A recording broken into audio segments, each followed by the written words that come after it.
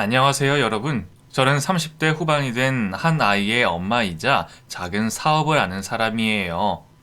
제가 이 채널에 사연을 보내고 있을 줄은 상상도 하지 못한 행복한 시절이 있었는데요. 그 달콤했던 시절을 지나 꿈에서 깨어나 보니 가장 믿고 의지했던 그 사람에게서 상처를 받은 것만 남아있네요.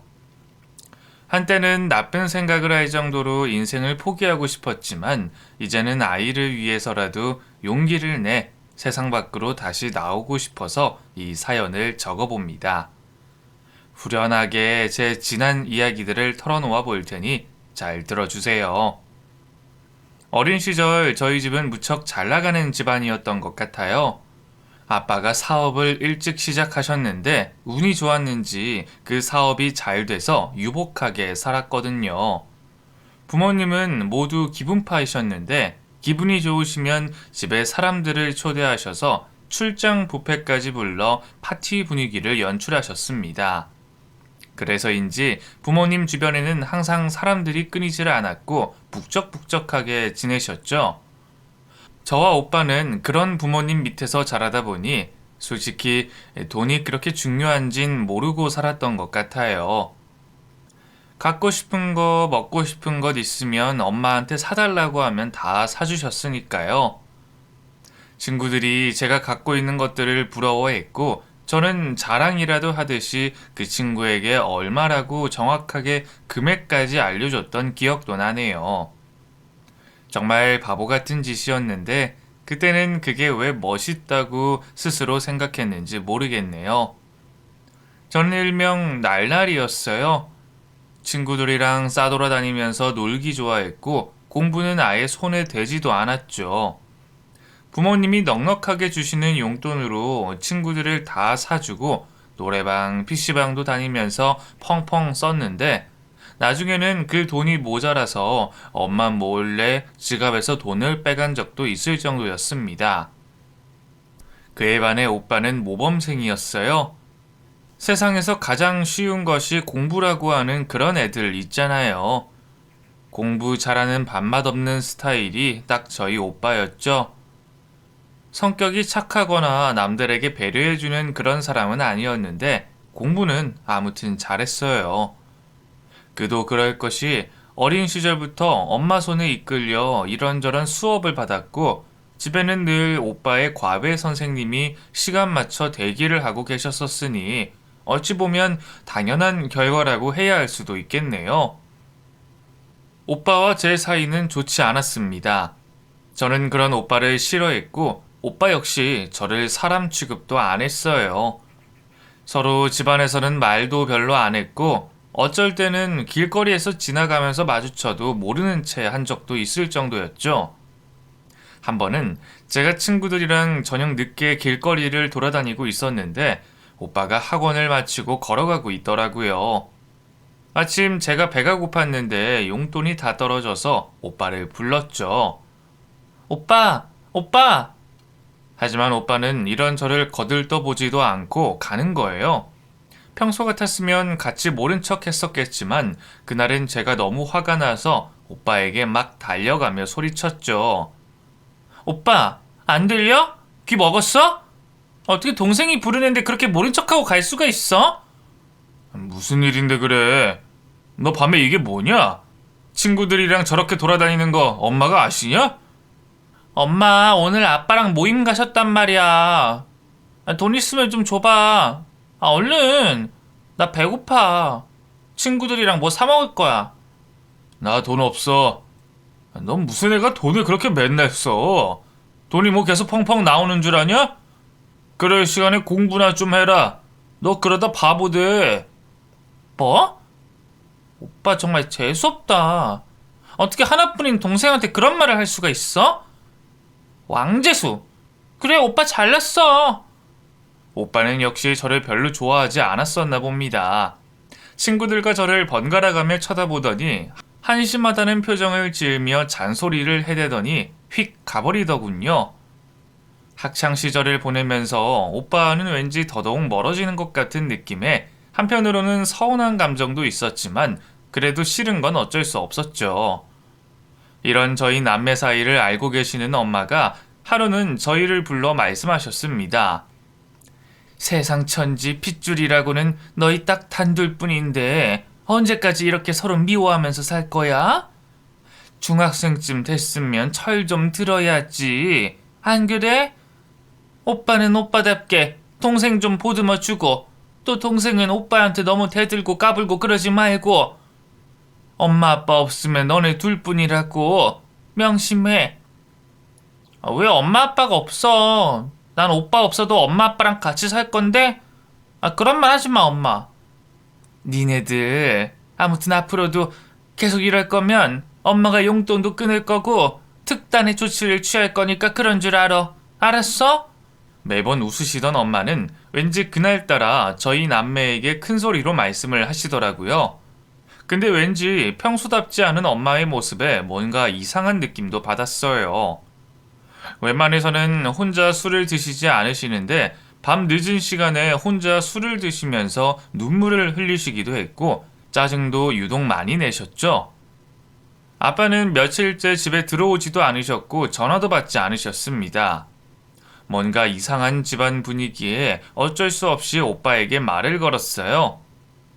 오빠, 우리 집 분위기 뭔가 이상하지 않아? 아빠는 왜 집에 안 오셔? 어제 엄마 술 마시고 울고 계시는 거 봤지? 무슨 일 있는 거 아니야? 야, 너는 그런 거 신경 쓰지 말고 공부나 해.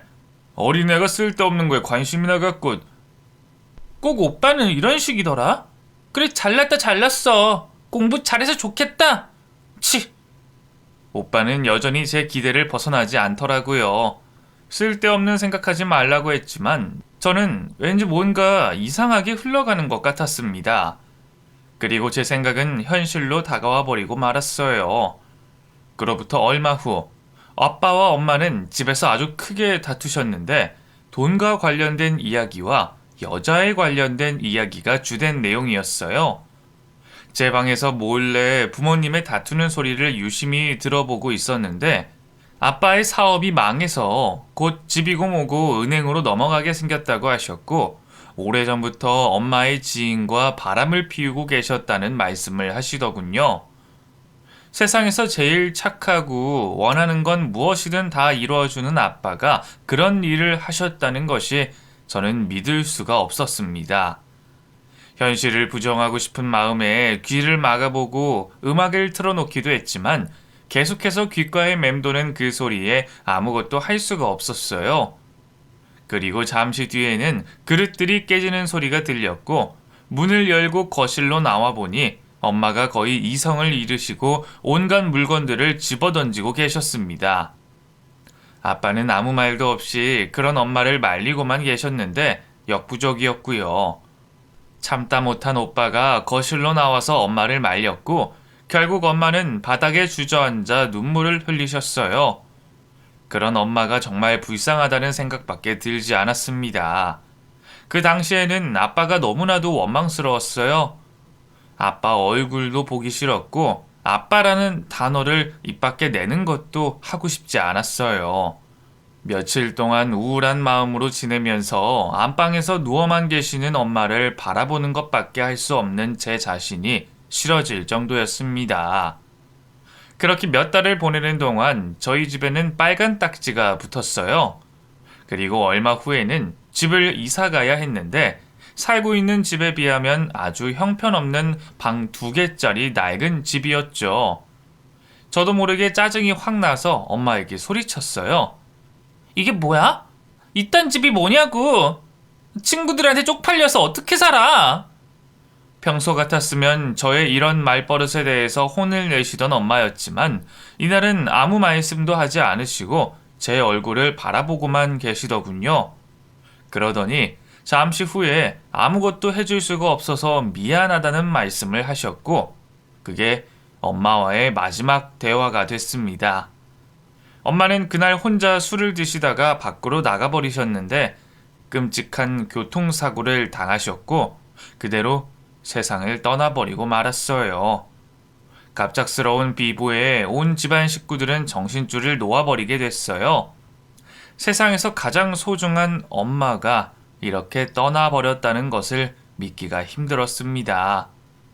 아빠는 엄마 장례식장에서 몇 번이나 실신을 하셨고, 발인을 하는 날에는 끝내 자리를 지키지 못하고 응급실에 실려 가시기도 하셨죠. 아빠는 저희들에게 미안하다는 말씀을 하시고 어디론가 떠나버리셨습니다. 생각해보면 정말 무책임한 것 같아요. 어떻게 고등학교, 중학교에 다니는 아들, 딸을 놔두고 혼자 도망을 가버릴 수가 있는 걸까요? 아빠를 죽도록 원망했습니다. 오빠와는 그때부터 사이가 좋아졌던 것 같아요.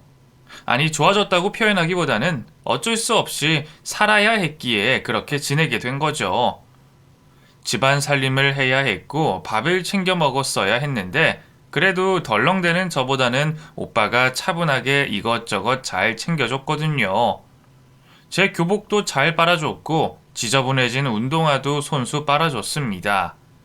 그 대신 오빠는 공부와 멀어졌어요.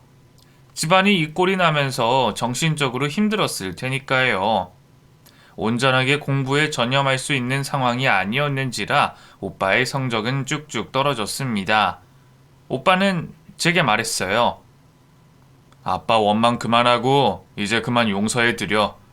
그래도 아빠가 우리 지낼 돈 보내주시니까 우리가 이렇게라도 살고 있는 거야.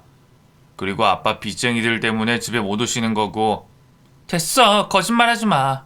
아빠 때문에 엄마도 그렇게 된 거고 우리도 이 꼴이 난 거라고. 아빠만 아니었으면 예전처럼 그 집에서 행복하게 살 수 있었을 거라고. 네가 몰라서 그래. 나중에 더 크면 얘기해 줄 테니까 그런 줄 알고 있어. 넌 아무 생각하지 말고 공부나 열심히 해. 집안일은 오빠가 다 할 거니까. 알았어? 다른 거 하나도 신경 쓰지 말고. 오빠는 제게 의미심장한 말을 했지만 그때는 그게 무슨 뜻인지 잘 몰랐던 것 같아요. 아무튼 그 집에서 오빠와 저와 단 둘의 생활은 시작됐습니다. 전 오빠의 잔소리에도 영 마음을 다잡지 못했어요. 여전히 친구들과 어울렸고 학교도 자주 빠졌었죠. 고등학생이 돼서도 여전히 그 친구들과 어울리며 놀러 다니기에 바빴고 미래에 대한 꿈이나 희망 따위는 없었죠.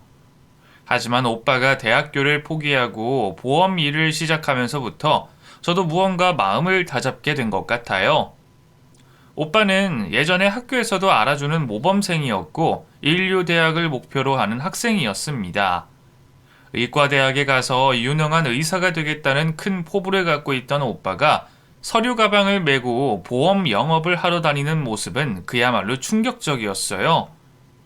공부 잘한다고 잘난 척하던 그 모습이 차라리 더 낫다고 생각을 할 정도였습니다. 오빠가 그렇게 꿈도 모두 포기한 채 일을 하고 있는데 제가 이렇게 살아가고 있다는 건 너무 미안한 일이었어요. 새벽같이 일어나 출근을 하면서도 제가 먹을 아침밥을 차려주고 나가는 오빠의 모습에 저도 무언가 느꼈었나 봅니다. 저는 그때부터 정신을 차렸던 것 같아요. 저녁에도 일이 늦게 끝나 힘이 쭉 빠져오는 오빠에게 어설픈 솜씨지만 밥을 차려줬고 오빠가 입는 와이셔츠도 직접 손빨래 해주기도 했어요.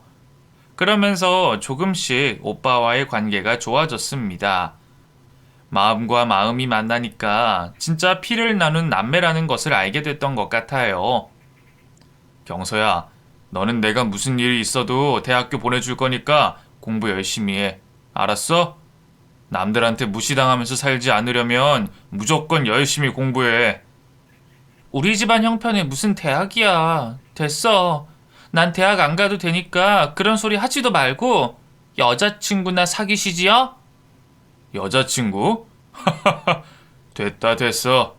아무튼 너는 무슨 일이 있어도 오빠가 지켜줄 거니까 아무 걱정하지 마. 그리고 아빠 너무 미워하지 마. 네가 성인 되면 오빠가 다 말해줄게. 그러니까 알았지? 오빠와 진심을 담은 이야기를 하고 나서 열심히 공부를 했습니다. 그 결과 아주 좋은 학교는 아니지만 꽤 괜찮은 대학교에 입학할 수 있었고 제 등록금을 대주는 오빠 덕분에 열심히 대학교를 다닐 수가 있었죠. 알바도 하고 과외도 하면서 저의 대학 시절은 매우 바쁘게 지나갔고 그러는 사이 오빠는 군대를 다녀왔습니다. 오빠가 군대에 다녀올 때쯤 제게도 남자친구가 생겼어요. 저처럼 집안 형편이 조금 어려운 친구였는데 성실하고 긍정적이면서 저만 좋아해주는 해바라기 같은 남자친구였습니다.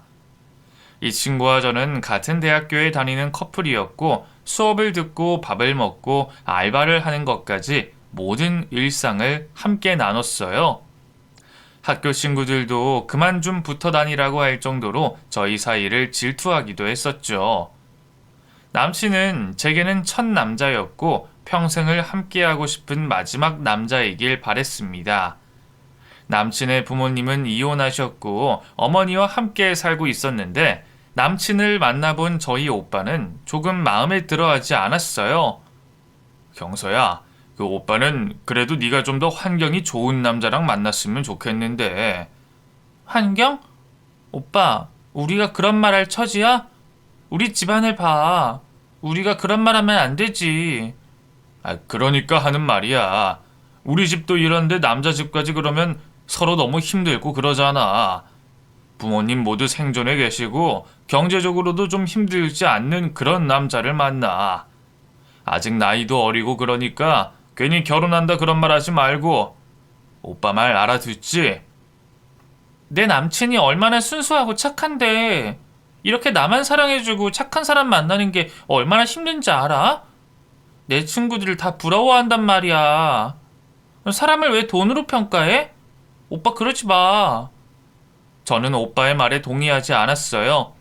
그저 그때는 저만 바라봐주는 이 바보 같은 해바라기 남친이 세상에서 가장 좋은 사람인 줄로만 알고 있었거든요. 저희는 아주 진하게 사랑을 했고 5년이나 연애를 지속했습니다. 연애를 하면서도 단 한 번도 크게 싸우지 않고 헤어져 지냈던 적도 한 번도 없었어요. 늘 서로에게 힘이 돼주고 응원을 해준 덕분에 남친과 저는 각자 직장에 취직도 했습니다. 남친은 저보다 연봉이 좀 더 낮았지만 미래를 기다리는 회사에 입사하게 됐고 그곳에서 꿈을 키워 나간다고 했어요. 저희는 결혼을 계획으로 서로의 월급 일부분을 떼서 적금을 들었고 그 돈으로 미래를 꿈꿨습니다. 그때가 아마 제 인생에서 가장 설레었던 순간인 것 같아요. 사랑하는 사람과 함께 살아가는 나날을 꿈꾸던 그 순간은 누구라도 행복한 순간일 테니까요. 직장 생활 2년이 지나 저희는 결혼을 하게 됐습니다. 결혼 전 저는 아빠에 대한 모든 이야기를 오빠를 통해 들었고 더 이상 아빠를 미워하지 않기로 했어요. 엄마가 말씀하신 아빠가 바람을 피웠다는 것은 엄마가 앓고 계신 과대망상증의 한 부분이었고 엄마는 오래전부터 정신과를 다니셨다는 이야기도 듣게 됐습니다. 저는 그 모든 사실을 알게 된 순간 아빠에게 진심으로 용서를 구했고 저희 부녀는 그렇게 가족으로 다시 상봉하게 됐어요. 저는 그 사실을 남친에게도 이야기했어요. 곧 부부가 될 거니까 조금의 비밀도 없는 게 좋다고 생각했으니까요. 남친은 크게 걱정을 해주면서 앞으로 좋은 일만 있을 거라고 얘기해주는 긍정적인 사람이었습니다. 저희 둘은 조촐하게 결혼을 했어요. 돈을 아끼려고 신혼여행도 제주도로 다녀왔고 아주 간단한 커플링 하나로 예물도 마무리했고요. 가전 가구들도 살아가며 하나씩 바꾸자고 최대한 저렴한 걸로 하면서 미래를 기약했습니다. 달콤한 신혼생활을 즐기며 3년 후에는 예쁜 딸아이도 낳았고 정말 행복하게 살았어요. 남편은 해바라기처럼 저와 딸을 위해서 모든 것을 다해주는 착한 사람이었죠. 가진 건 없어도 많이 행복했어요. 하지만 남편은 뭔가 조금씩 변해가기 시작했습니다. 밖에서 밥을 먹고 늦게 들어오는 날도 늘어났고 자기 자신을 위해 비싼 옷을 사 입기도 했어요. 한 푼이라도 아껴서 얼른 생활을 나아가려고 노력하고 있는 제게는 생각도 못할 일이었죠. 카드값은 늘어만 갔고 남편과도 뭔가 모르게 점점 어긋나는 것만 같았어요. 두고 보다 못한 저는 남편에게 속내를 좀 털어놓으라고 말을 했고 한참을 망설이던 남편은 빡빡하게 수입과 지출을 나눠서 사는 생활이 숨이 막힌다며 하소연을 하더라고요. 나 언제까지 이렇게 살아야 되는 거야? 맨날 돈 몇만 원에 벌벌 떨면서 사는 인생 지겹다. 뭐라고? 여보, 갑자기 그런 말이 어딨어. 한 푼 두 푼 아껴서 얼른 집도 이사가고 아이도. 그래. 그놈의 한 푼 두 푼. 그것 때문에 나는 정말 숨이 막혀. 나도 사람이잖아. 미래를 위해서만 이렇게 살다가 지금 너무 불행한데 어떻게 해야 될지 모르겠다. 당신 왜 그래? 무슨 일 있던 거야? 그런 거야? 우리가 같이 노력해야지. 우리 아이가 좀 더 나은 환경에서 살아가게 하려면 우리가 이러면 안 되는 거잖아. 남편은 제 말을 듣고 싶어 하지 않는 듯 제 말이 끝나기도 전에 밖으로 나가버렸습니다. 긴 연애 기간부터 시작해서 결혼한 이후에도 단 한 번도 하지 않던 남편의 행동을 본 저는 너무 황당하기도 하고 놀라기도 했어요. 그렇게 순수하고 착한 사람이 왜 이렇게 됐을까 싶어서 궁금한 마음에 남편 직장에 친하게 지내는 동기한테 전화를 해봤죠. 그러자 그 동기는 오히려 남편이 회사에서 너무나 즐겁게 보내고 있고 맨날 어디를 그렇게 가는지 휘파람까지 불면서 칼퇴근을 한다고 하더라고요. 오히려 제게 집에서 맛있는 저녁을 해놓고 기다리는 것이 아니냐며 얘기를 하는데 뭔가 뒤통수가 싸해지는 느낌을 받았습니다. 최근 들어 남편은 늦게 퇴근을 했고 주로 회사 사람들과 회식을 한다고 했던 것이 떠오르면서 남편에 대해서 알아보고 싶어졌어요. 어디 마땅히 도움을 요청할 곳도 없어서 저는 오빠에게 어렵게 이야기를 꺼냈습니다. 오빠, 요즘 애 아빠가 좀 이상해. 남자들은 원래 이렇게 결혼하고 아이 낳고 하면 밖으로 도는 거야? 뭐? 밖으로 돌긴. 오히려 애 낳고 그러면 예뻐서 더 집에만 붙어 있는데. 나를 봐. 주말이고 주중이고 최대한 고객 미팅 없으면 애 보러 맨날 집에 가는데. 말해봐. 뭐가 이상한데? 아니, 돈도 너무 많이 쓰고 얼마 전에는 자기 옷을 사왔더라니까. 그것도 비싼 메이커로. 세상에 백화점 한번 가보지 않은 사람이 그런 옷을 사 입고 오고 나는 애 맡기고 일하면서 돈 아낀다고 도시락까지 싸갖고 다니는데. 그래? 이놈이 내 동생 고생 안 시킨다고 하더니만 결혼한 지 얼마나 됐다고. 내가 한번 얘기해 볼게. 그래도 피부칠하고 오빠라도 있으니 너무 마음이 든든하더라고요. 친구나 선후배한테는 창피해서 남편의 이런 부분을 말도 못하잖아요. 오빠는 그렇게 일주일 정도 후에 제게 다시 전화가 와서 앞으로 노력한다고 했다며 걱정 말라고 하더라고요. 저는 오빠의 말만 철석같이 믿고 남편을 기다려주기로 했습니다. 조금 지나면 괜찮아지겠지 하는 마음으로 기다리고 있는 제 마음을 아는지 모르는지 남편의 행동은 전혀 바뀌는 것이 없었고 오히려 잠까지 따로 자면서 저를 멀리하는 것 같았어요. 여자로서 수치심도 느껴졌지만 그래도 아이를 생각해서 최대한 아이를 통해 남편이 가정에 좀 더 충실할 수 있도록 여러 가지 방법을 써봤죠. 그러던 어느 날 저는 너무나도 충격적인 말을 듣게 됐습니다. 주말에도 일을 하러 나간다는 남편의 말에 저는 아이를 시켜 아빠 나가지 말라는 말을 하라고 했어요. 아이는 남편에게 아빠 나가지 말고 나랑 놀아줘 라는 말을 했는데 순간 남편이 아이에게 화를 버럭 내면서 말을 하는 거예요. 너는 어쩌면 니네 엄마랑 똑같냐? 숨 막힌다 숨 막혀. 그 말을 들으니 저도 너무 화가 나서 소리를 쳤어요. 당신 미쳤어? 애한테 왜 화를 내? 그리고 나 들으라고 하는 소리야? 숨이 막힌다니? 그게 무슨 소리야? 결혼하고 아이 낳았으면 책임을 져야 할 거 아니야? 당신 요즘 뭐야? 뭐가 불만인데? 왜 이렇게 불만투성이야? 아유, 답답해. 당신 무슨 올감이야? 나 좀 내버려 두라고. 세상 여자들이 다 당신 같은 줄 알아? 남자 편안하게 해주면서 뭐든지 다 해주는 여자들도 얼마나 많은데 너 같은 여자한테 목매고 있던 과거의 내 모습이 너무 황당하고 어이가 없다. 뭐라고? 당신 여자 있어? 그런 거야? 그래, 이따 어쩔래?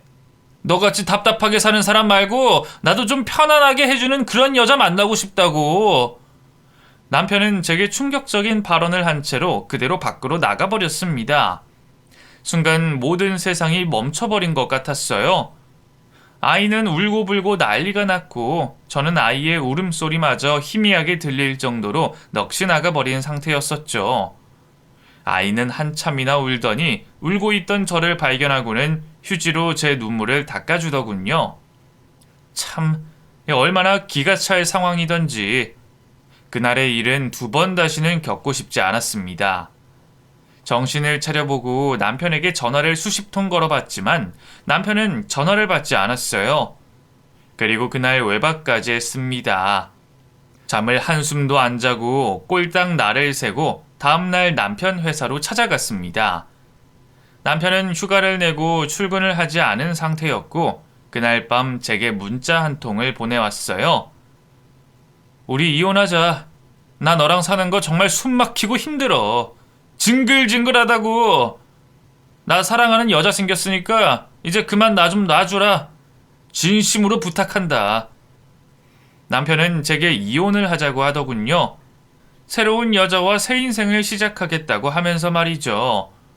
그때 당시에는 너무 화가 나서 당장에 이혼을 하고 남편과 상간녀를 찾아가 머리끄댕이를 다 뽑아버리고 싶었는데 시간이 조금씩 지나니 현실적인 생각이 들었어요. 당장에 이 아이가 아빠가 없이 살아갈 것을 생각하니 미치도록 싫었죠. 며칠을 생각한 후에 이혼은 절대로 안 된다고 했고 용서를 구하면 받아줄 것이라는 말까지 했습니다. 하지만 남편의 반응은 완강했고 급기야 상간녀가 저희 집까지 찾아오는 일마저 벌어지고 말았어요. 당당하게 집 초인종을 누른 상간녀는 제 남편 옆에 팔짱을 끼고 서서 제게 말하더군요. 나 이 남자랑 같이 살 거예요. 그러니까 제발 좀 놔줘요. 아직도 현실을 모르겠어요?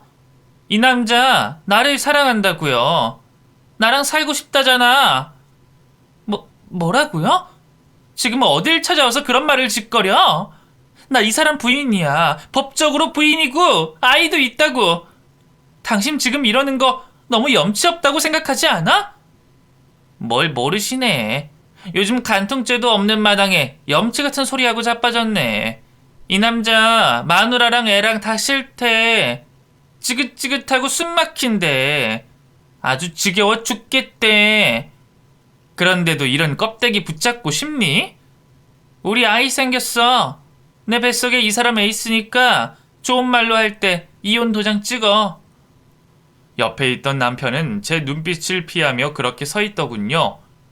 현관에 나와 이야기를 하고 있으니 아이가 제 곁으로 나왔다가 아빠를 보고 아빠라고 소리치며 안기려고 했지만 상가녀는 매몰차게 남편 앞에 나와서 제 아이에게 아빠에게 안길 기회조차 허락하지 않았습니다. 뭐 하는 짓이야? 당장 꺼져. 내 집에 다시는 찾아오지 마. 당장! 저는 그 둘을 확 밀쳐버리고 문을 잠가버렸습니다. 하염없이 쏟아지는 눈물과 비참함 때문에 너무나 힘들더라고요. 아무것도 모르는 아이는 저 아줌마가 누구냐고 물었지만 저는 아무 말도 할 수가 없었어요. 저는 당장에 오빠에게 전화를 걸었어요. 보험 영업을 하고 있는 오빠는 고객과의 미팅도 마다하고 제게 달려와 줬고 위로해 줬어요. 그리고 지난번 제 남편을 만나 여자가 있다는 얘기를 들었고 알아듣게 설명을 해서 마음을 다잡은 줄 알고 있었다고 하더군요. 난 그때 아주 정신 번쩍 나게 얘기를 해서 정신 차린 줄 알았더니 이놈이 기어코 이렇게 나오네. 오빠 알고 있었던 거야? 저번에 네 말 듣고 찾아갔더니 그놈이 다른 여자랑 같이 있더라고. 그러면서 이혼 어쩌고 얘기를 꺼내길래 똑부러지게 말했거든. 아주 내가 개망신을 준다고 둘 다. 그래서 앞으로 마음 고쳐먹고 잘 산다고 약속까지 받아냈는데 아휴. 오빠는 지난 일을 이야기하면서 하나뿐인 여동생인 제가 꼭 가정을 지켰으면 하는 마음에 말을 하지 않았다고 하더군요. 그러면서 자신이 나서서 모든 일을 처리해 줄 테니 저는 아이만 잘 지키고 마음 다잡고 기다려달라고 했어요. 정신이 나간 상태로 며칠간 회사에 휴가를 내고 아무것도 먹지도 못했고 잠도 자지 못했습니다. 아이에게 얼마나 미안하던지 아이 얼굴을 보면서 하루 종일 울기만 했던 것 같아요. 오빠는 자신의 일도 다 마다하고 제 남편을 찾으러 다녔습니다. 처음에는 싸워도 보고 주먹으로 한 대 때리기도 했지만 결국에는 제 가정이 깨지지 않기를 바라는 마음에 설득을 한다고 했어요. 하지만 남편은 예전과는 너무나 다른 모습으로 변해 있었다고 하더군요. 오빠 말로는 아무래도 뒤에서 상간녀가 이렇게 저렇게 하라고 조종을 하는 것 같다고 했어요. 저도 처음에는 남편에게 쌍욕을 하면서 맞불 작전을 펼쳤지만 그럴수록 부정적인 효과만 나오는 것 같아서 나중에는 좋은 말로 타일렀죠. 몇 달, 아니 1년도 넘는 시간 동안 남편은 집을 나가버린 채 생활비도 주지 않았고 아이를 보러 단 한 번도 오지도 않은 상태로 지내게 됐습니다. 피말리는 긴 시간 동안 저는 아이를 홀로 키우며 오빠의 도움을 받아 살고 있었어요. 보험 일을 하느라 시간 빼는 것이 용이했던 오빠는 제게 장도 봐주고 아이도 일찍 데리러 가주며 남편의 빈자리를 많이 채워줬습니다. 그렇게 지내던 어느 날, 이번에는 상간녀가 제 회사에 찾아왔어요. 저를 보자마자 다짜고짜 제 뺨을 한 대 날리며 말하더군요. 이런 껌딱지 같은 년. 야, 이혼 빨리 안 해? 오지도 않는 남편 기다리면서 뭐 하는 거냐? 너도 니네 엄마 닮아서 정신병 있는 거 아니야? 네 남편이 싫다잖아. 나랑 살고 싶다잖아. 뭐가 어쩌고 저째? 이런 쓰레기 같은 년이 보자 하니까 내가 너 같은 년 무서워서 상대 안 하는 줄 알아? 더러워서 그래, 더러워서. 감히 너 같은 더러운 년이 우리 엄마를 입에 올려? 이런 망할 년, 이 쓰레기 같은 년. 남편이 아마도 저희 엄마에 대한 이야기까지 상간녀에게 한 모양이에요. 제 회사에 찾아와서 이혼을 안 해준다며 저희 엄마 이야기를 들먹이는 상간녀를 보고는 더 이상 저도 참을 수가 없었습니다. 상간녀의 머리채를 붙잡고 둘이 한바탕 난리를 치고 있으니 회사 사람들이 와서 저희를 말렸어요. 그런 상황을 겪고 나니 제가 이렇게까지 살아야 하나 싶더라고요. 이렇게 치욕스러운 상황을 참으면서 이 결혼 생활을 유지할 필요가 없다고 느껴졌고 결국은 그렇게 이혼을 하게 됐습니다. 애초에 얼마 없던 재산까지 나눴고 양육권은 제가 가져오게 됐죠. 양육비를 매월 정해진 날짜에 입금하라는 말을 남편은 단 한 번도 제대로 따르지 않았어요. 이혼 후 홀로 아이를 키우며 생활해 나가는 삶은 너무나 힘들어서 심지어 안 좋은 생각을 한 적도 여러 번 있었습니다. 하지만 그저 해맑게 저를 보고 웃고 있는 아이가 있었기에 하루하루를 참았어요. 남편은 이혼을 한 후 단 한 번도 아이를 보러 오지 않았습니다. 심지어는 양육비 때문에 연락하는 제 전화도 제대로 받지 않더군요. 친정오빠는 그런 남편을 몇 번이나 찾아갔지만 만나주지도 않았고 심지어 상간녀가 임신했었다는 말도 거짓이라는 것을 알아냈습니다. 하루라도 그 년놈들을 잊어보며 살았던 적이 없는 것 같아요. 제게 보낸 수많은 욕설이 담긴 문자와 전화, 찾아와서 행패를 부린 모습들까지 매일 밤 꿈에서 나타날 정도였었죠. 친정오빠는 상간녀와 제 남편과 얘기하고 주먹다짐한 것들을 이혼하는 과정에서 제게 보내줬었는데 저는 그것들을 차마 지우지 못하고 계속해서 간직하고 있었습니다. 혹시라도 나중에 아이의 양육권이나 양육비 문제로 소송을 할 수도 있겠다는 생각에 어떻게든 남편과 상간녀와 있었던 일들을 증거로 모아둬야겠다고 결론을 내렸죠. 그렇게 한 3년쯤 지났을까 남편이라는 놈이 찾아왔더군요. 그러면서 제게 무릎을 꿇고 지난 날을 잘못했으니 다시 받아달라고 하는 겁니다. 내가 미쳤었어, 자기야. 여보, 나 좀 봐주라. 내가 정말 그 불려시한테 넘어가서 무슨 짓을 했는지 모르겠다. 자기야, 내가 우리 딸 얼마나 보고 싶어 했는데. 당신 돌았니? 자기는 무슨 자기? 우리 이혼했어. 그렇게 구질구질하게 끝났다고. 네가 불려 씨한테 넘어갔던지 말던지 이제 나한테 얘기할 필요도 없고 알고 싶지도 않아. 그동안 양육비 한번 제대로 안 주고 네 새끼 보러 오지도 않은 놈이 이제 와서 뭐가 어쩌고 저째? 그년한테 버림받았냐? 그년이 그 돈 많은 늙은 놈이랑 결혼한다고? 아유, 내가 미쳤지. 왜 그런 년한테 눈이 멀어서. 여보, 미안해. 나한테 다시 기회를 줘. 알잖아. 나 정말 해바라기 같이 당신만 바라보고 살았었어. 당신 그거 알잖아. 학교 친구들도 다 부러워했고.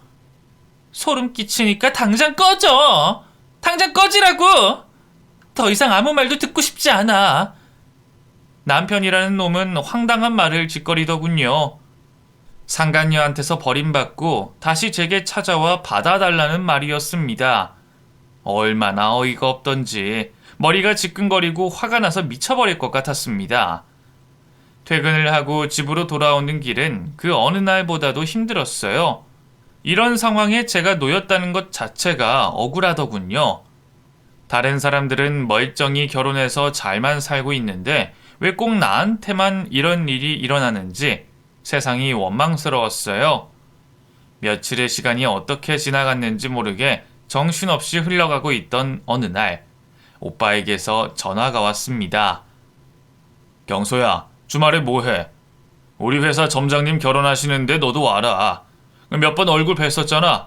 그 점장님이 너 꼭 와서 같이 밥 먹고 그러래. 어머, 점장님 결혼하셔? 사모님 돌아가시고 혼자 힘드셨는데 잘됐다. 점장님 건물도 있고 아파트도 몇 채나 있으셔서 좋은 여자만 만나시면 바랄 게 없다고 생각했는데 너무 잘됐다, 오빠. 그래, 잘됐지? 저기 말이야. 내가 필요해서 그러는데 너 그놈이랑 있었던 일 간직해 둔 거 있지? 영상이랑 문자, 전화통화 녹음 이런 거. 그거 좀 나한테 줄래? 그건 갑자기 왜? 무슨 일 있어? 아니야. 그냥 좀 필요해서. 아무튼 내가 시간 장소 보낼 테니까 꼭 와. 주말에 보자. 오빠는 갑자기 전 남편과의 있었던 증거들을 보내달라고 하더군요. 주말에 결혼식장에도 꼭 오라고 했고요. 오빠가 일하는 곳 점장님은 워낙에 인품이 좋으신 분이라서 제게 맛있는 밥도 사주셨고 저희 아이가 필요한 학용품 같은 것도 사주신 분이시거든요. 그래서 저도 꼭 참석해서 축하해 드리려고 했죠. 그렇게 그동안의 증거들을 오빠에게 보내주고 주말이 찾아와 저는 그 결혼식장으로 향했습니다. 오빠는 멀끔하게 차려입고 결혼식을 준비하고 있는 것을 보니 사회를 보는 것 같더라고요. 워낙에 오빠와 특별한 관계이신지라 그럴 수도 있다는 생각으로 자리를 잡고 오빠에게 인사를 했어요. 그러자 오빠는 제게 마음 굳게 먹고 있으라며 알 수 없는 말을 하더군요. 그리고 그 후로 결혼식은 진행이 됐고 신부 입장 순서가 됐는데 신부의 얼굴을 보자마자 저는 놀라서 뒤로 자빠질 뻔했습니다. 바로 다름 아닌 전 남편의 상간녀였거든요. 아무리 세월이 지나고 화장을 해놔도 절대 평생 잊을 수 없는 사람이었죠. 너무 기가 막히고 어이가 없어서 그 자리에서 사지가 막 벌벌벌 떨리더라고요. 오빠는 이 사실을 알고 있는지 모르고 있는지 어떻게 저렇게 아무렇지 않은 표정을 하고 있을 수가 있나 싶을 정도로 무표정했습니다. 떨리는 몸을 추스리고 너무나 역겨워서 그대로 결혼식장을 빠져나가려는데 사회자인 오빠가 멘트를 날리더군요. 점장님, 죄송합니다. 점장님도 아셔야 할 것 같아요. 이 결혼은 평생 저주받을 겁니다. 절대로 행복해질 수 없는 결혼입니다. 오빠의 멘트에 순식간에 결혼식장은 아수라장이 됐어요. 다들 웅성웅성거리면서 사회자인 저희 오빠를 쳐다봤고 신랑인 점장님은 놀란 토끼 눈이 되어 있으셨죠. 상간녀는 뒤태만 보여서 어떤 표정인지 몰랐지만 아마 분명히 떨고 있었을 겁니다. 오빠는 곧바로 이어서 말했어요. 많이들 놀라셨죠? 그런데 앞으로 더 놀라실 겁니다. 혹시라도 심장에 병이 있으신 분들은 잠시 나가주셔도 됩니다. 점장님이 결혼하시는 저분, 신부가 어떤 사람인지 지금부터 잘 보세요. 오빠는 제가 오빠에게 줬던 영상과 오빠가 그동안 갖고 있던 영상과 사진들을 편집해서 화면에 틀어줬어요. 그것들은 제가 근 3년 동안 남편과 상간녀에게서 받은 폭언과 욕설, 그리고 말도 안 되는 행패들이 고스란히 담겨 있었던 것이었으며 너무나도 충격적인 영상들에 하객들은 할 말을 잃을 정도였죠. 화들짝 놀란 신부는 그대로 밖으로 도망가 버렸는데 저희 오빠는 또다시 멘트를 했어요. 신부님, 본인 맞으신 거죠? 인정하시는 거죠? 그러게 남의 눈에 눈물을 뺐으면 본인 눈에는 피눈물 흘리는 건 알고 계셨어야죠. 어디서 감히 남의 가정을 파탄내고 이혼까지 시킵니까? 그래놓고 그 남자 버리고 지금 돈 많은 저희 점장님 꼬셔서 결혼하시는 겁니까? 신부 부모님들은 자식 교육을 어떻게 시키신 거예요? 네? 오빠의 멘트는 거침없이 계속해서 쏟아져 나왔어요. 그리고 거기에 더해서 상간녀인 신부의 부모 자리로 가서 자식 교육을 어떻게 시켰냐고 물었죠. 그러자 신부의 부모석에 있던 분들이 몹시 당황하며 손짓으로 아니라고 절레절레 적기 시작했습니다. 무슨 영문인지 화도 내지 않고 그 자리에서 일어나 다급하게 나가려고 하는 거예요. 알고 보니 그 사람들은 상간녀가 부모 대행으로 쓴 알바분들이시더군요. 도대체 이 여자의 진실은 어디까지인지 모르겠더군요. 상간녀는 웨딩드레스를 입은 채로 곧장 그 길을 빠져나갔고 하객들은 웅성거리며 신부를 향해 손가락질하기 시작했어요. 더 이상 참지 못한 상간녀는 소리를 악 하고 지르면서 그렇게 어디론가 도망을 가버렸습니다. 그날의 예식장은 아수라장이 되면서 끝이 났네요. 너무 황당하고 어이없는 일을 당한 신랑이신 점장님은 그 자리에 앉아 고개를 푹 숙인 채 한숨만 내쉬고 계셨어요. 오빠는 점장님께 다가가 무릎을 꿇었어요. 죄송합니다. 정말 죄송합니다, 점장님. 제가 제 동생 때문에... 아닐세. 뭐 어차피 알아야 할 일인데 이렇게 알려지니 사람들한테 해명하지 않아도 돼서 안 귀찮고 좋지 뭐. 됐어. 그만 일어나. 정말 죄송해요, 점장님. 제가 어떻게 해야 용서받을 수 있을까요? 정말 죄송합니다.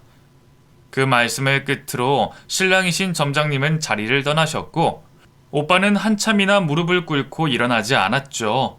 저는 그런 오빠에게 조심스레 다가가 일으켜줬습니다. 동생 하나 살리겠다고 이렇게까지 한 오빠가 한편으로는 너무 든든했지만 또 한편으로는 너무 미안했어요. 오빠 미안해. 그리고 고마워.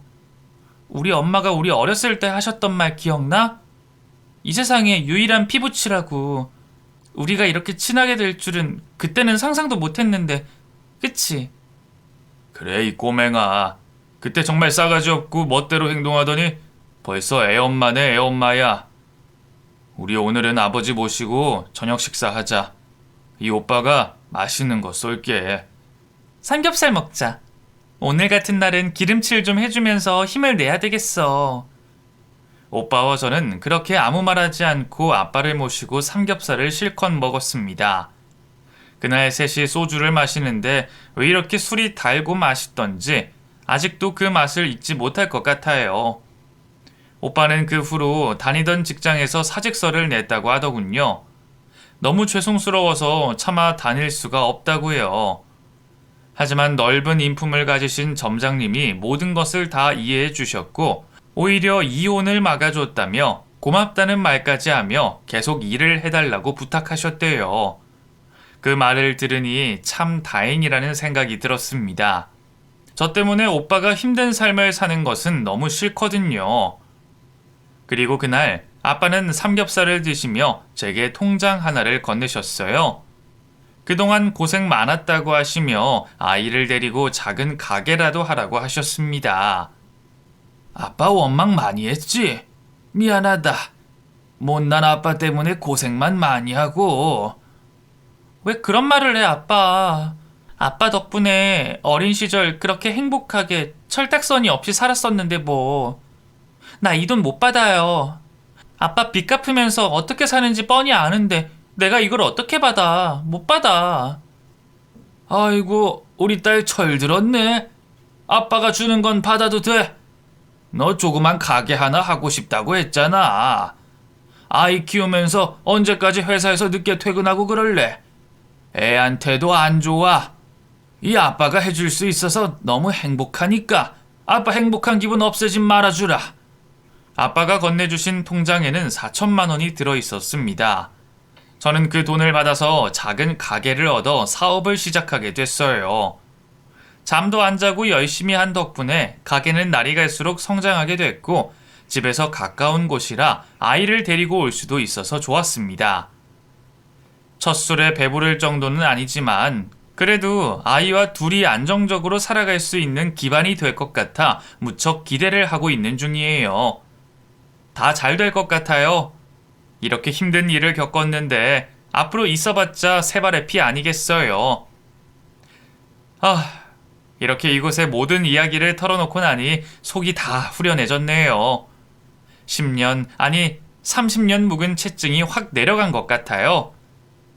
제 사연을 끝까지 들어주신 분들, 늦었지만 모두 새해 복 많이 받으시고 늘 행복한 일만 가득하시길 바라겠습니다. 이상으로 제 이야기를 마칠게요. 감사합니다.